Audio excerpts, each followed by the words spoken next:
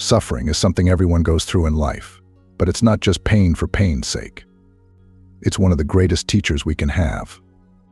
When we face pain, loss, grief, or struggle, these experiences aren't punishments or mistakes. They are invitations, messages urging us to wake up, to go deeper within ourselves, and to truly understand who we are and what really matters. The challenge isn't suffering itself. It's how we respond to it. If we fight against our suffering, it becomes a heavy burden, pulling us down, trapping us in endless cycles of fear, anger, and sadness. But if we accept suffering as part of our journey of transformation, it becomes a doorway. It clears away the illusions we've been holding on to, leaving us with a clearer vision of what's real and important.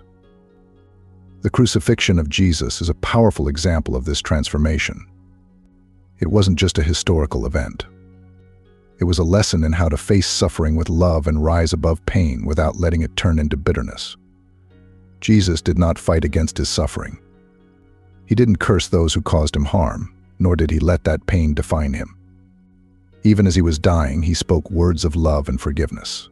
And forgive them, for they know not what they do. That's not weakness. That's the purest strength, remaining compassionate even when facing cruelty. It's seeing beyond pain to a higher truth, recognizing that suffering is temporary, but love is eternal. People often fear suffering because they don't understand why it happens. They think pain is something to avoid at all costs, something that only happens when life goes wrong. But suffering, when seen through a higher lens, is not an obstacle. It's the way forward. Every struggle, heartbreak, and loss carries within it the seed of growth. True transformation happens in those moments of pain, because suffering strips away what's false and leaves us only with what's real. When life is easy and comfortable, we feel safe in our illusions and cling to what we know. But suffering shakes us awake. It forces us to question everything we believe to be true. It brings us face to face with our fears, attachments, and resistance. It demands that we let go of everything we once thought was essential.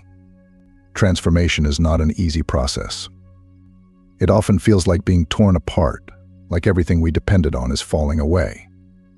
But this breaking is necessary. Just like a caterpillar must dissolve completely before becoming a butterfly, and a seed must break open before it can grow into a tree. The destruction of the old is required for something new to emerge. But it's not the suffering itself that transforms us. It's how we choose to move through it. If we cling to our pain and allow it to make us bitter, we stay trapped. But if we surrender to it and trust that something greater is unfolding, then suffering becomes the fire that purifies us. It burns away everything false, leaving only the truth of who we are. Take grief, for example. Losing someone we love feels unbearable. It feels like a piece of us has been ripped away. But when we allow ourselves to fully feel that grief, it doesn't just take from us. It also gives.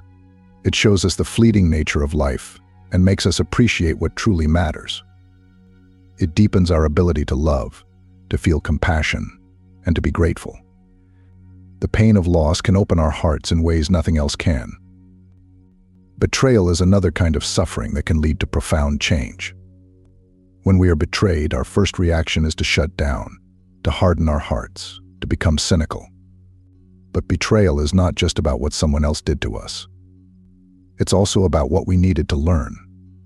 Maybe we ignored our own intuition. Maybe we needed to learn self-respect or to create stronger boundaries.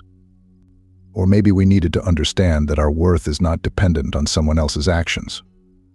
Every betrayal, every disappointment, every heartbreak carries within it the potential for greater wisdom. One of the deepest spiritual truths is that nothing happens to us. Everything happens for us. This doesn't mean we should minimize our pain or pretend it's not real. It is real, and it must be felt and honored. But after we've allowed ourselves to grieve, to rage, to break down if needed, we must ask ourselves, what is this experience here to teach me? How can I grow from this? How can I turn this suffering into wisdom? Many people hold on to their suffering long after the pain is past. They keep replaying the hurt over and over again, letting it define their identity. But suffering is not meant to be carried forever. It's meant to be moved through. It's a season, not a permanent state. Just as winter gives way to spring, pain gives way to healing and renewal. There is a time for mourning, a time for processing, and a time for healing. But there is also a time to release the pain and move forward. This doesn't mean forgetting what happened, but integrating the lessons and using them as fuel for the next stage of our journey. True transformation happens when we stop seeing suffering as something separate from life. It's not a detour. It's part of the path. It's not something happening to us from the outside. It's something happening within us, urging us to grow and evolve. Suffering is not a sign that something has gone wrong.